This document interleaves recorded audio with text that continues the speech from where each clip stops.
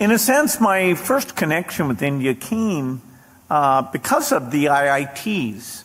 One of the great people who worked for me said that he would go over to India and hire about 15 people. At the time, the Indian press said this was a terrible thing because all these great people were leaving the country. The U.S. press said this was a terrible thing.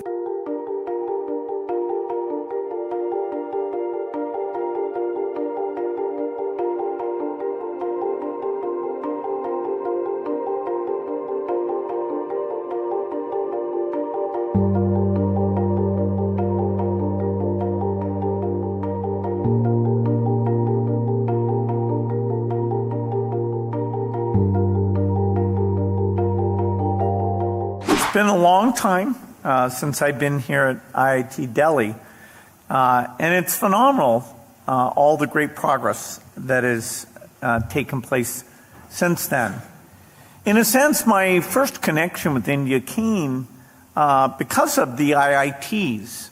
One of the great people who worked for me said that he would go over to India and hire about 15 people who'd been students at IIT, and that would strengthen Microsoft's engineering capabilities. At the time, we only had a few hundred people, but even so, it was so hard to find amazing engineers, I thought that was a good idea.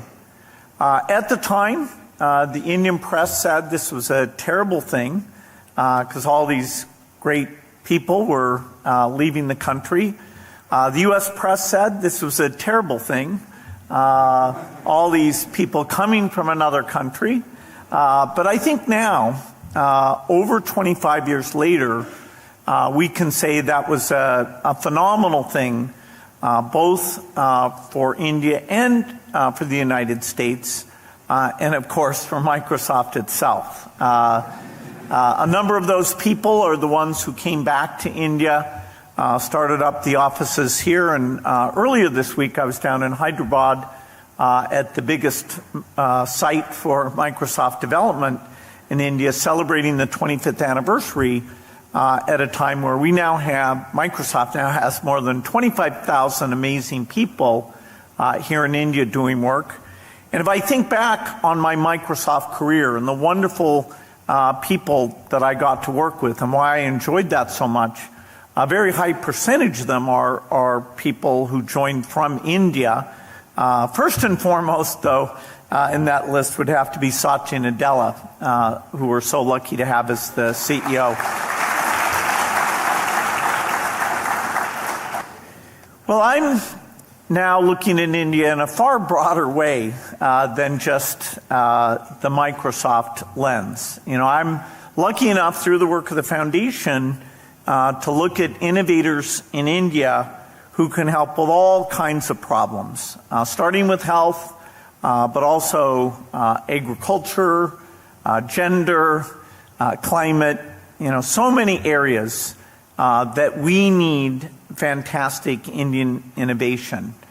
And Indian innovation really gets stronger all the time.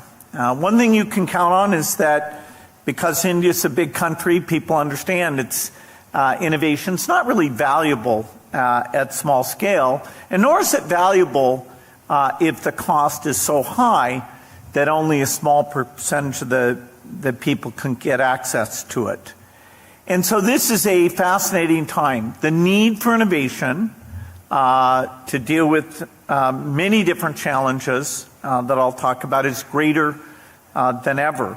But the pace of innovation is also rising to meet that challenge.